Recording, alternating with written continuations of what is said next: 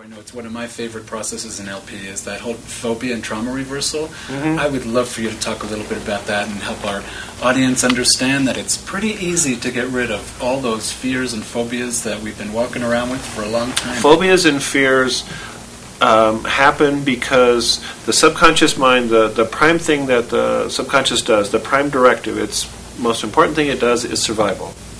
So it does that by... Physiologically, it does it by running the nervous system. It controls the autonomic nervous system. But psychologically, emotionally, what it does is anything that happens to us that seems threatening, that seems dangerous, whether physically or emotionally, those memories are stored in a different way. They're represented in a different way than other types of memories. So the subconscious records everything you experience. It has the memories of all of that stuff. But, you know, the dinner that you had last week that was, you know, no big deal, that memory is represented in a way that reflects that it's no big deal. The memory where you almost got hit by a car is represented in a way that is represents the impact of that. So now what happens is, if the subconscious is going to be able to keep you alive, if something happened that was dangerous or seemed dangerous, if it's going to keep you alive, it has to know how to anticipate that danger in the future. So then what that means is that once one of those kind of events happens, it's always looking for, is that one of those kind of events? It's always making comparisons. So anytime it says, okay, this event is like that other event, what it will do at the subconscious level is replay the movie, the memory of the earlier event, and that movie, that recording of the earlier event will generate all the feelings that happened back then.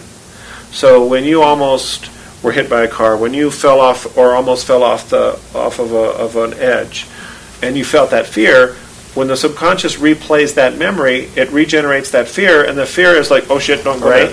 So that memory then generates that feeling. So it's the subconscious trying to fulfill its objective of keeping you alive. So it doesn't really even have to be real. I know sometimes I used to have a real snake phobia, and I know that like I could see a twig in the rain on the side of a trail, and just seeing that twig would activate that same kind of fear as if it was real.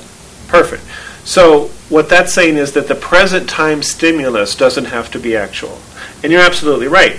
We say in hypnosis that the subconscious is an association-making mechanism. So whatever it is that creates that comparison of similarity. You know, for example, I had a client a number of years ago that had a phobia of snakes. Her phobia of snakes was so bad that if they were at home watching, you know, surfing the channels, and they happened to flip on the Discovery Channel and there was a snake on the TV, she would have to get up and leave the room. That was me. Right? Now she knew, okay, this is television, it's not real, but that didn't do anything to what she felt in her body. So, you know, phobias aren't rational. And so some people have, for some people, the biggest issue or problem they have with it is not even so much the phobia itself as the judgment they have about themselves for having it. And yet it doesn't mean anything other than your mind works and it's doing its job. That's all it means. It doesn't mean you're this kind of person or that kind of person. It means your mind works. Your mind is actually doing its job to keep you alive.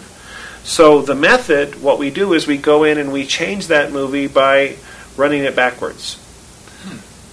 That's the simplest way to say it, because what happens is when you run the movie backwards, all of the emotion that was in the original event falls. It drops. And the reason it drops is because when you experience the event, one thing happened and the next thing happened and the next thing happened and the next thing happened.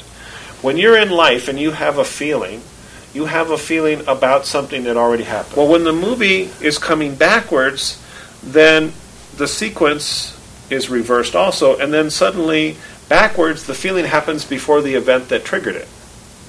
So it would be as if you were walking down the street and suddenly you were terrified and you looked around and you went, what am I terrified about? And then you heard a car backfire that sounded like a gunshot and you went, oh, that's what I was terrified about, but wait a minute, it hadn't happened yet. You can't be afraid of what hasn't happened yet. You're not anticipating it, right? So by running the movie backwards, the emotion from the original event drops out of it. So it sort of disconnects the emotion from the event. Absolutely. Oh, excellent. And it happens very, very quickly. I didn't even realize how quickly that it had been fixed or healed. It was pretty fascinating.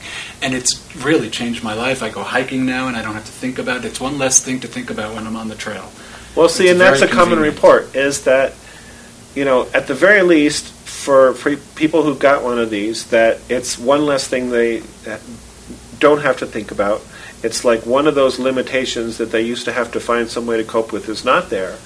And then for some people, the people that had a real big judgment about it, that, oh, I'm a weak person, or I'm a wuss, or I'm a whatever, because they had that fear, for some of those people then changing that, then they get to have a whole different way to define themselves, and they don't have to think about themselves as that kind of a person anymore. And sometimes that is a benefit that goes far beyond just not having to have a fear of spiders or snakes. And it was funny because I saw snakes everywhere I went, which was kind of interesting, the fear of the snakes. I'd be on the trails, people would say, I haven't seen a snake around here in 20 years. But you would I'd see 3 of them.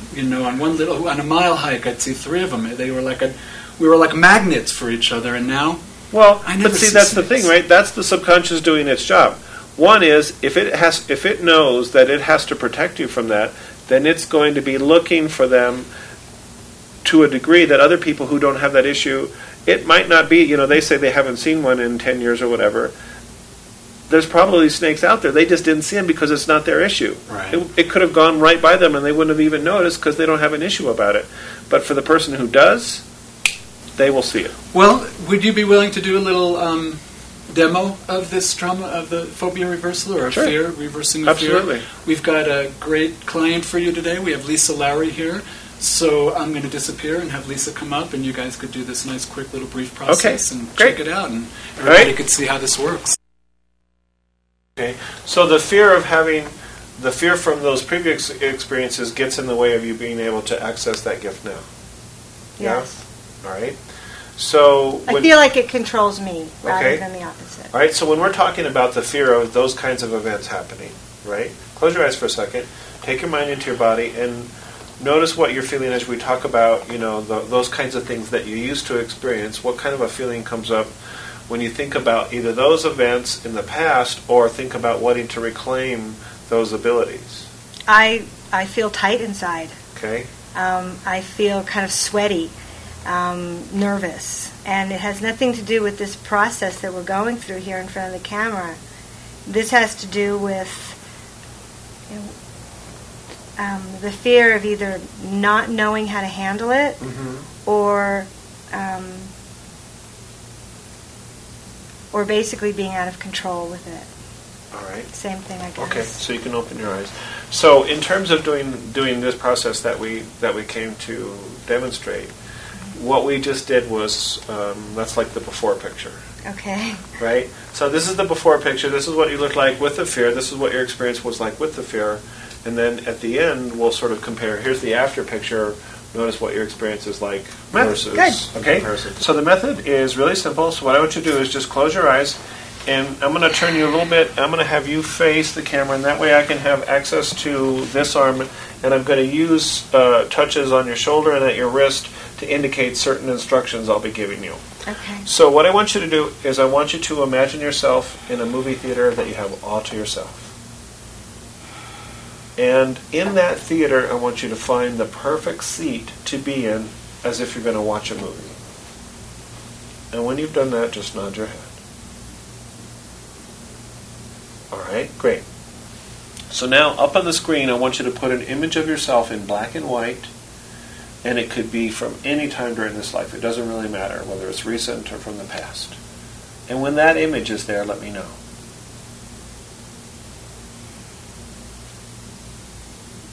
All right, now, by the way, before we go any further, I just want to say to you that everything I'm asking you to do so far is all visual. And there's a lot of visual components to this method, but the quality of the images that you see, how clear, how sharp, how realistic, does not matter. Okay? Okay. All right? So the next thing I want you to do, I want you to imagine that it's just as if you float up and out of your head and you go into the back of the theater, into the control room where the projector is. All right?